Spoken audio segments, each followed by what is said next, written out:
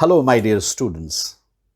I hope all of you have understood the differences in approach of Dr. Bhimrao Ambedkar and Mohandas Karamchand Gandhi regarding Dalits, Harijans, exploited class.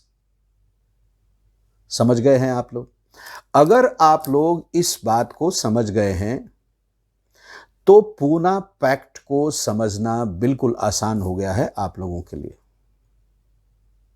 1932 में, in 1932, on 24 September, the Puna Pact was signed to recognize the approach of Dr. Bhimrao Ambedkar, to recognize the political concept, the political philosophy of Dr. Bhimrao Ambedkar regarding the exploited class. क्योंकि मोहनदास करमचंद गांधी का विचार तो इस मामले में social approach वाला था, ये हम लोग ऑलरेडी पढ़ चुके हैं और आप सब लोग इस बात को समझ चुके हैं। Mahatma Gandhi was not in favor of giving any special privilege on political grounds to the Dalits or to the exploited class. But the rigid approach, the energetic approach of Dr. Bhimrao Ambedkar forced Mohandas Karamchand Gandhi to agree to that. In fact, the Puna Pact was the result of the political approach of the political concept of Dr. Bhimrao Ambedkar and the social concept of Mohandas Karamchand Gandhi regarding Dalits, Harijans. Society के जिस class को doctor Bhimrao Ambedkar दलित कहते थे, exploited class कहते थे, उसी को मोहनदास करमचंद गांधी कहते थे हरिजन। डॉक्टर भीमराव अंबेडकर का मानना था कि पॉलिटिकल रिफॉर्म ला करके, लीगल प्रोविजंस करके एक्सप्लॉइटेड क्लास के कंडीशन को सुधारा जा सकता है और फ्रीडम स्ट्रगल को मजबूत बनाया जा सकता है। जबकि मोहनदास करमचंद गांधी का मानना था कि सोशल रिफॉर्म ला करके लोगों के अंदर एक्सप्लॉइटेड क्लास के लिए, हरिजन्स के लिए रेस्पेक्ट की भावना भर के, स्पिरिचुअलिटी का अप्रोच ला करके, सोशल रिफॉर्म्स ला करके स्थिति को सुधारा जा सकता है। अप्रोच का अंतर था, रास्ते अलग अलग थे, ऑब्जेक्टिव एक ही था। Both wanted upliftment of the exploited class और Harijans, but both were interested in following different routes. Political approach of Ambedkar, social approach of Gandhi. Result, Puna Pact. लेकिन when we observe all the proceedings before the Puna Pact, we come to know that the roots of the Puna Pact were there in the provisions of the Communal Award announced by the then British Prime Minister Mr. Ramsay MacDonald in 1932 on 16 August. This Communal Award in fact provided separate electorate to the depressed classes. It was an imperialist approach It was a point of divide and rule by the then British Prime Minister, Mr. Ramsay MacDonald. The Communal Awards declared by the then British Prime Minister, Mr. Ramsay MacDonald, in fact provided separate electorate to the depressed classes, to the Muslims, to the Sikhs, to the Europeans, to the Indian-based Christians, and to the Anglo-Indians. If you are aware of the provisions of the Indian Council Act 1909 or the Morley-Minto Reforms Act 1909, there was also the provision of separate electorate to the Muslim community. And that also was a very big effort, very deceitful effort by the British to divide India in the name of community. Those provisions also were based on divide and rule policy. Those provisions encouraged the concept of divide and rule. Those provisions promoted communalism in India. Further, in 1919, the Montagu-Chelmsford Reforms Act also encouraged communalism. Under the separate electorate system announced by Ramsay MacDonald, each community was given separate electorate. It means each community was given separate number of seats in the legislature. The members only from these communities were allowed to contest and vote to elect representatives in the legislature. कहने का मतलब ये हुआ कि separate electorate system में हर community के लिए legislature में अलग अलग सीटों की संख्या निर्धारित कर दी गई थी, फिक्स कर दी गई थी, रिजर्व कर दी गई थी, और उस सीट पर केवल उसी कम्युनिटी के वोटर वोट कर सकते थे और उसी कम्युनिटी के कैंडिडेट्स इलेक्शन कंटेस्ट कर सकते थे जिस कम्युनिटी के लिए वो सीट रिजर्व है।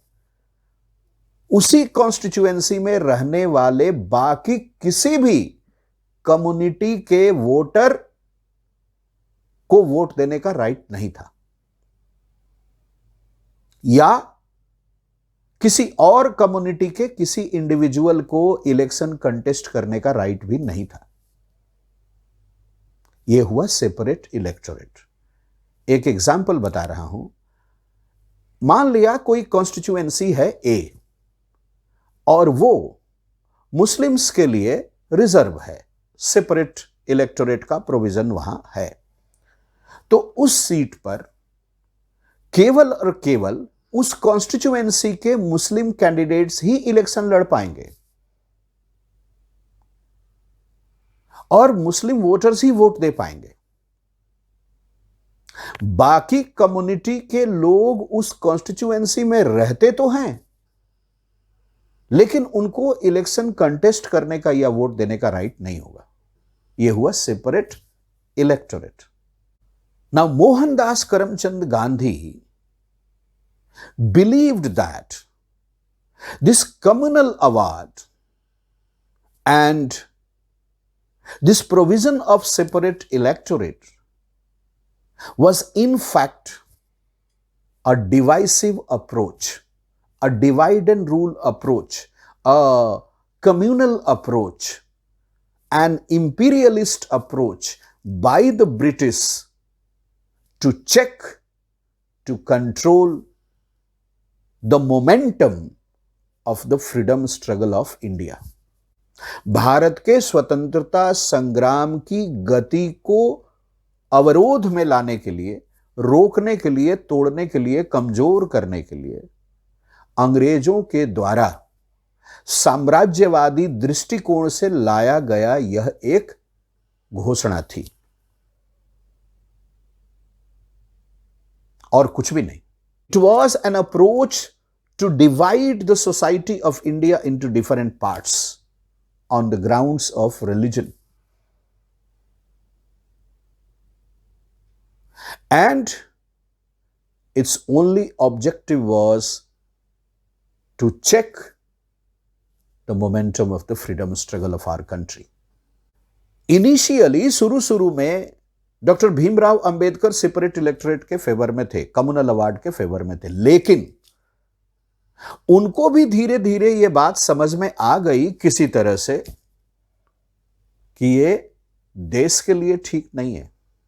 It's not going to be a good thing for our country and for our freedom struggle. शुरू में डॉक्टर भीमराव अंबेडकर को लगा कि सेपरेट इलेक्टोरेट से शायद डिप्रेस्ड क्लासेस का, यानी हरिजन्स का, यानी अनटचेबल क्लासेस का भलाई हो सकती थी, लेकिन समय के साथ उन्होंने भी रियलाइज कर लिया कि यह सेपरेट इलेक्टोरेट का सिस्टम तो सही नहीं।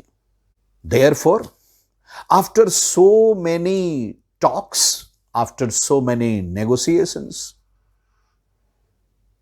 Gandhi and Ambedkar both came to a point.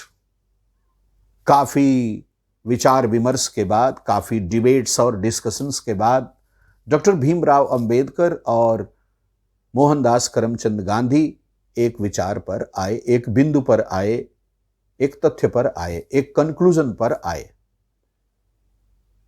Doctor Bhimrao Ambedkar separate electorate की बात को साइडलाइन करने को तैयार हो गए, लेकिन कुछ लीगल प्रोविजंस वो चाहते थे कि वो हो, सेपरेट इलेक्टोरेट ना हो बट रिजर्वेशन तो हो।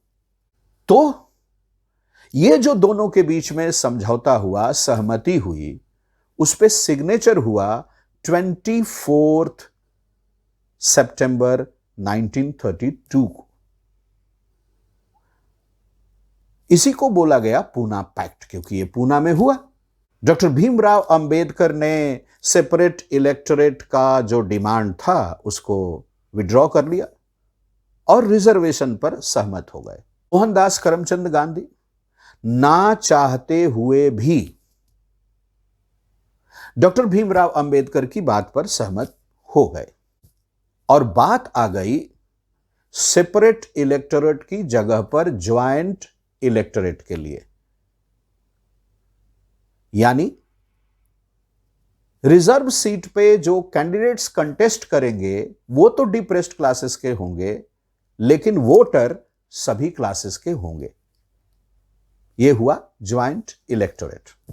As many as 147 seats were reserved for the depressed classes. 147 सीटें रिजर्व कर दी गई डिप्रेस्ड क्लासेस के लिए पूना पैक्ट के तहत। यह संख्या सेपरेट इलेक्टोरेट में दी गई सीटों की संख्या के लगभग 2 गुने से भी ज्यादा थी। तो ये तो डॉक्टर भीमराव अंबेडकर के लिए अच्छी बात थी, डिप्रेस्ड क्लासेस के लिए अच्छी बात थी। यहां मैं क्या समझाना चाह रहा हूं? यहां मैं यह समझाना चाह रहा हूं कि रैमजे मैकडोनल्ड का जो कम्युनल अवार्ड था और उसके तहत जो सेपरेट इलेक्टोरेट की बात डिप्रेस्ड क्लासेस के लिए की गई थी, उसमें जो सीटों की संख्या थी उसका लगभग डबल से भी ज्यादा सीटें रिजर्व कर दी गई पूना पैक्ट के तहत डिप्रेस्ड क्लासेस के लिए। बट सेपरेट इलेक्टोरेट की जगह ज्वाइंट इलेक्टोरेट की बात आई, यानी इलेक्शन लड़ेंगे डिप्रेस्ड क्लासेस के कैंडिडेट्स ही, लेकिन वोट देने का अधिकार सभी क्लासेस के वोटर्स को होगा। पूना पैक्ट में सीट रिजर्वेशन के अलावा भी एक जरूरी बात आई और वो ये थी कि गवर्नमेंट सर्विसेज में, पब्लिक सर्विसेज में और एजुकेशन फील्ड में भी डिप्रेस्ड क्लासेस के लिए ख्याल रखा जाएगा। उनके रिप्रेजेंटेशन पर फोकस रहेगा, उनके रिप्रेजेंटेशन के लिए जुडिशियस अप्रोच रखा जाएगा। इनफैक्ट एक और बात यहां ध्यान देने वाली है। One more important thing is here that the upper class people accepted this Poona pact. It was acceptance of the upper class in the Indian society to give equal status to the depressed classes. It was a very positive approach against discrimination on the basis of caste in our society. It was decided to do something more concrete in the field of politics, in the field of economy, in the field of education, in the field of society to the depressed classes in future also. भविष्य में भी depressed classes के लिए, दलित classes के लिए राजनीति, शिक्षा, अर्थव्यवस्था और समाज के क्षेत्र में काम करने की बात पर सहमति बनी। On behalf of Mohandas Karamchand Gandhi, Pandit Madan Mohan Malviya signed the Puna Pact on 24 September 1932. Mohandas Karamchand Gandhi के बिहाफ में पूना पैक्ट पर सिग्नेचर किया पंडित मदन मोहन मालवीय ने। आप लोग पंडित मदन मोहन मालवीय के बारे में जानते होंगे। He was the founder of the Kashi Hindu Vishwavidyalaya, the BHU at present. उनको महामना के नाम से भी जाना जाता है। पंडित मदन मोहन मालवीय को महामना के नाम से भी जाना जाता है। तो इसमें एक सीधी सरल बात जो आती है पूना पैक्ट में कि 1932 के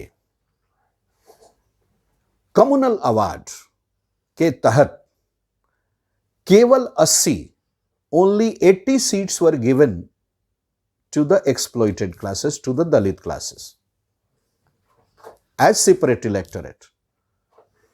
But now, under the Puna Pact, they were given 147 seats in the assemblies under the joint electorate system.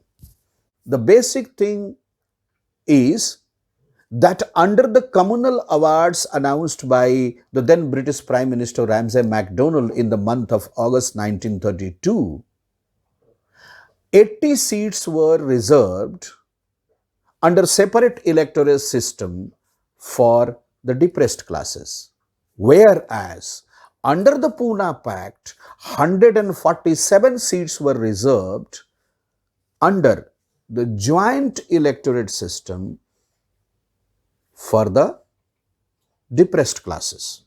So, as conclusion, we can say that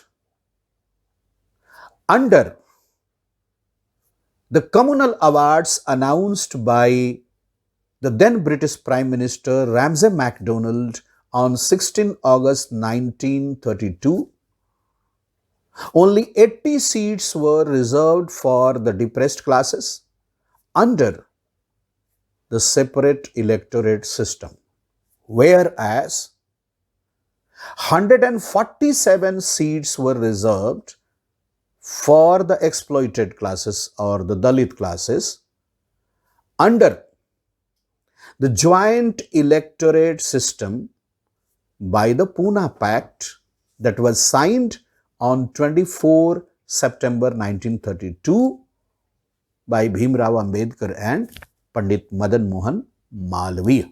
Pandit Madan Mohan Malviya signed the Puna Pact on behalf of Mohandas Karamchand Gandhi.